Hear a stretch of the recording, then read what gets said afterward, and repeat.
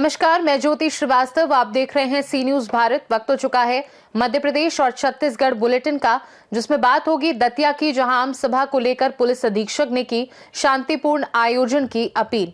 साथ ही बात होगी दुर्ग की, जहां कांग्रेस का बड़ा राजनीतिक प्रदर्शन देखने को मिला। ऐसी और भी तमाम खबरों पर विस्तार से डालेंगे नजर। आगामी 6 दिसंबर शनिवार को इंदरगढ़ में प्रस्तावित आमसभा को लेकर प्रशासन और पुलिस विभाग सक्रिय हो गया है। पुलिस अधीक्षक सूरज कुमार वर्मा ने नागरिकों से अपील की है कि वे संविधान और कानून के दायरे में रहते हुए शांतिपूर्वक अपने विचार रखें तथा किसी भी धार्मिक समुदाय, व्यक्ति या समूह के प्रति अपमानजनक टिप्पणी या भड़काऊ बयानबाजी न करें, क्योंकि ऐसी किसी भी गैर कानूनी गतिविधि पर कड़ी कार्यवाही की जाएगी। आमसभा की सुरक्षा और व्यवस्थाओं की समीक्षा SP Verma, SDM Sevda Ashok Awasthi, SDOP Bhander Poonam Chandra Yadav तथा ब्राह्मण समाज और भीम आर्मी से जुड़े प्रतिनिधियों की मौजूदगी में की गई, जहां स्थल निरीक्षण और भीड़ नियंत्रण की तैयारियां सुनिश्चित की गई। सभी लोगों से मैं यही अपील करूंगा कि हम लोग सभी भारत में वसुधैव कुटुंबकम सर्वधर्म समभाव मानते हैं और कोई भी पर्सनल अटैक, चाहे वो किसी जाति, धर्म, समुदाय या महापुरुष के बारे में हो, ये हम लोग को शोभा नहीं देती। हम लोग में जो भी है अपने विचार रखने के लिए हम लोग स्वतंत्र हैं। अपने जो संविधान और कानून की सीमा है उसमें अपने विचार रखें। अपने जो भी उनके कार्यक्रम है वो उसी कानून के तत्वावधान में हो और कोई भी किसी तरह के ऐसे आपत्तिजनक चीज़ें या बातें न करें जिससे कि पुलिस को फिर कड़ी कार्रवाई करनी पड़े और सामाजिक समरसता खराब हो। इंदरगढ़ से सी न्यूज संवाददाता पंकज बुदौलिया की रिपोर्ट। प्रदेश में बड़ी जमीन दरों और प्रशासनिक दबाव के खिलाफ आज दुर्ग में कांग्रेस का बड़ा राजनीतिक प्रदर्शन देखने को मिला। भिलाई विधायक देवेंद्र यादव ने इस मुद्दे को लेकर एक दिवसीय उपवास रखा, जिसमें कांग्रेस के सभी ब्लॉकों के पदाधिकारी और कार्यकर्ता बड़ी संख्या में शामिल हुए। उपवास कार्यक्रम गांधी प्रतिमा हिंदी भवन चौक दुर्ग में सुबह 9 बजे से शुरू हुआ। कांग्रेस नेताओं का कहना है कि जमीन की बढ़ी कीमतों और व्यापारी किसान वर्ग पर किए जा रहे कथित दमन के विरोध में ये शांतिपूर्ण उपवास रखा गया है। कार्यक्रम के दौरान भीड़ उमड़ पड़ी है और स्थानीय कांग्रेस नेताओं ने सरकार की नीतियों की आलोचना करते हुए कहा कि ये उपवास जनता की आवाज को बुलंद करने का प्रयास है। दुर्ग से सी न्यूज संवाददाता धर्मेंद्र गुप्ता की रिपोर्ट। सोनिया गांधी और राहुल गांधी पर ईडी द्वारा दर्ज एफआईआर के विरोध में छत्तीसगढ़ के कई ब्लॉकों में कांग्रेस कार्यकर्ताओं ने पुतला दहन किया। अखिल भारतीय कांग्रेस कमेटी की पूर्व राष्ट्रीय अध्यक्ष सोनिया गांधी और लोकसभा में नेता प्रतिपक्ष राहुल गांधी पर ईडी द्वारा दर्ज की गई एफआईआर के बाद प्रदेश भर में कांग्रेस कार्यकर्ताओं ने तीखा विरोध जताया। युवा कांग्रेस के आह्वान पर प्रदेश भर के सभी ब्लॉकों में पुतला दहन कार्यक्रम आयोजित किया गया। पंखाजूर में भी कांग्रेस ब्लॉक मंडल और युवा कांग्रेस के कार्यकर्ता नया बाजार चौक पर एकत्र हुए और ईडी तथा प्रधानमंत्री का पुतला दहन किया। प्रदर्शन के दौरान कांग्रेस नेताओं ने आरोप लगाया कि भारतीय जनता पार्टी विपक्ष को कमजोर करने की साजिश रच रही है और इसी मकसद से ईडी का दुरुपयोग किया जा रहा है। कार्यकर्ताओं ने केंद्र सरकार की कार्यवाही को राजनीतिक प्रतिशोध बताते हुए जमकर नारेबाजी की। पंखाजूर में ब्लॉक कांग्रेस द्वारा नरेंद्र मोदी और ईडी का पुतला दहन किया गया है, क्या है पूरा मामला? जी देखिए, यहाँ हमारे देश की जो भाजपा सरकार है, नरेंद्र मोदी जी की जो सरकार है, अमित शाह की जो सरकार है, लगातार हमारे जो बड़े नेता है, कांग्रेस पार्टी के बड़े नेता है, चाहे वो हमारे नेता प्रतिपक्ष राहुल गांधी जी हो, हमारे सोनिया गांधी जी हो, हमारे देश के राष्ट्रीय अध्यक्ष मल्लिकार्जुन खड़गे जी हो, लगातार झूठे मामलों में फंसाने की कोशिश करती रहती है। जब जब हमारी पार्टी लोकतंत्र के समर्थन में खड़ी होती है, लोकतंत्र के बचाव में खड़ी होती, तब तब भारतीय जनता पार्टी की सरकार हमारे बड़े नेताओं के ऊपर झूठे मामलों पर एफआईआर दर्ज करती, जिसके विरोध में आज हमने पंखाजूर मुख्यालय में, पंखाजूर ब्लॉक मुख्यालय में हमने आज पुतला दहन का कार्यक्रम किया है। और आने वाले समय में भी जब जब लोकतंत्र पर प्रहार होगा, जब तक भारतीय जनता पार्टी की सरकार है और उनके नेता हमारे नेता पर झूठे आरोप लगाएंगे, झूठा एफआईआर कराएंगे, हमारा विरोध प्रदर्शन लगातार जारी रहेगा। कांकेर से सी न्यूज संवाददाता दीपेन मंडल की रिपोर्ट। महासमुंद जिले के प्रभारी व पंचायत एवं ग्रामीण विकास विभाग की सचिव निहारिका बारिक महासमुंद जिले के दौरे पर थे। उन्होंने ग्राम खरोरा, झालखमरिया और शेर में विकास कार्यों, आजीविका गतिविधियों एवं धान खरीदी व्यवस्था का निरीक्षण किया। उनके साथ बिहान NRLM के संचालक अपर आयुक्त मौजूद थे। इस दौरान कलेक्टर विनय कुमार लंगे, जिला पंचायत CEO हेमंत नंदनवार, अपर कलेक्टर रवि साहू एवं SDM अक्षा गुप्ता उपस्थित रहे।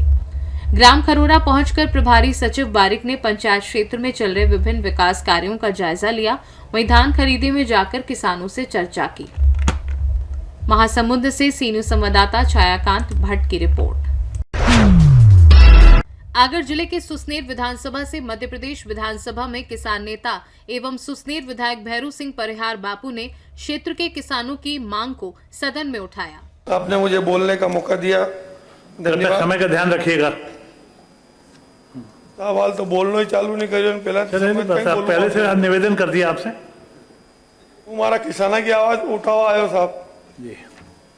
किसान की हालत है साहब मालवा क्षेत्र की और मेरी विधानसभा की कि जिस तरीके से सोया बीज की फसलों में जो अतिवृष्टि से नुकसान हुआ है तो लागत भी किसानों को नहीं मिली। एक बात अवश्य है कि माननीय मुख्यमंत्री जी ने भावांतर दिया, पर भावांतर कब दिया?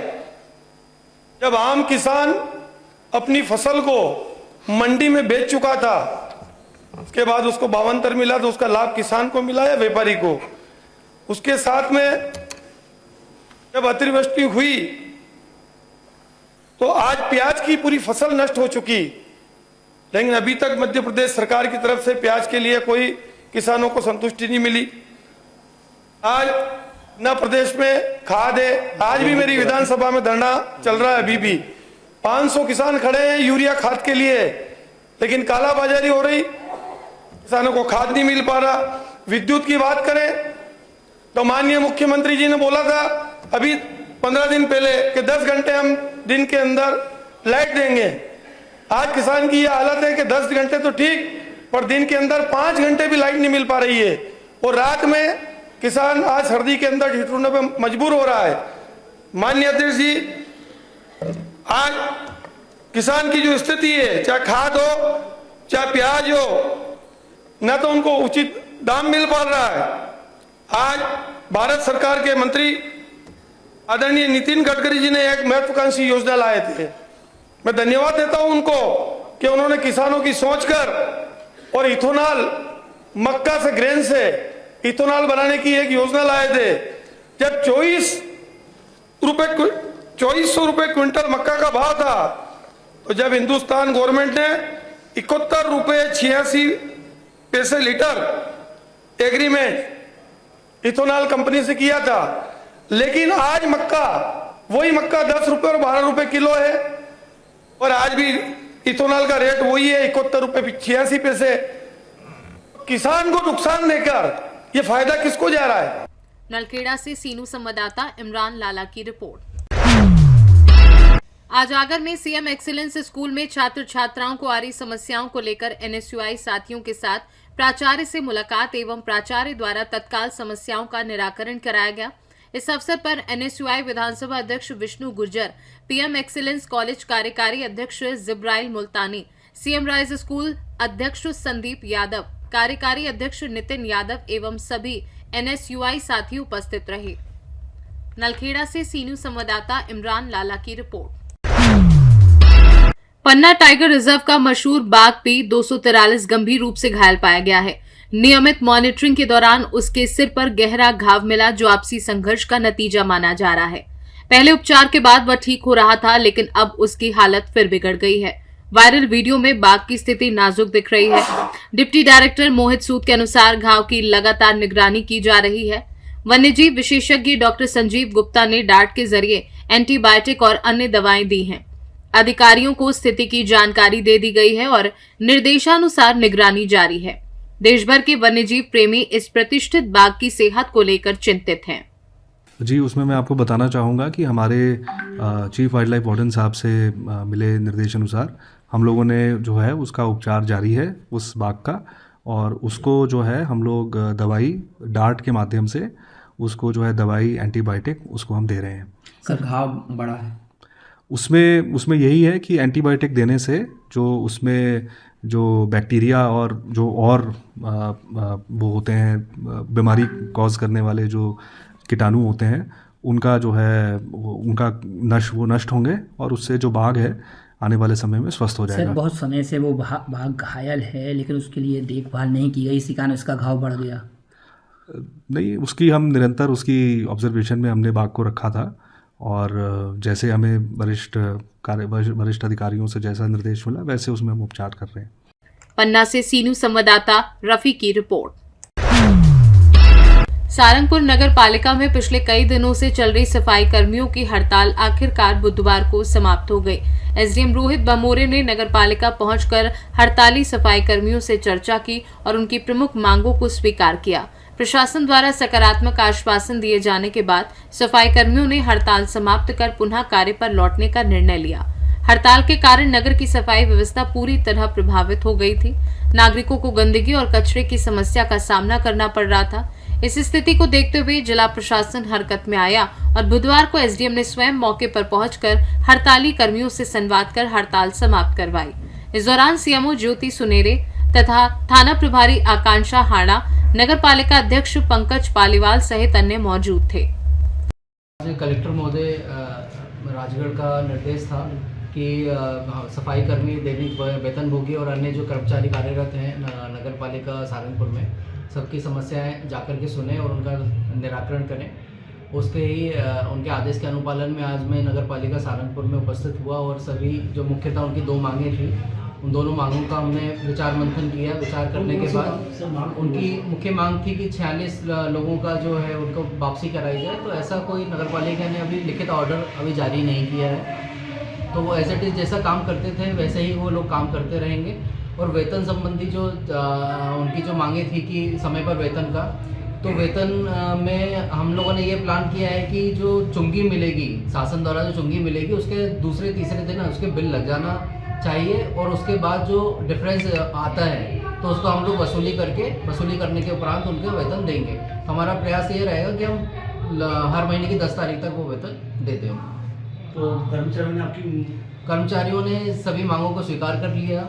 सब कर्मचारी की मांगों को स्वीकार कर लिया। कर्मचारी सहमत है और सहमत होने के उपरांत उन्होंने अपनी हड़ताल को तत्काल समाप्त कर दिया है। 2 बजे से कर्मचारी सभी उपस्थित होकर के सफाई प्रारंभ कर देंगे और नगर पालिका का कार्य सुचारू रूप से चालू हो जाएगा। सारंगपुर से सी न्यूज संवाददाता जावेद की रिपोर्ट। मध्य प्रदेश और छत्तीसगढ़ बुलेटिन में फिलहाल के लिए इतना ही। देश दुनिया की बाकी खबरों को जानने के लिए आप देखते रहिए सी न्यूज भारत।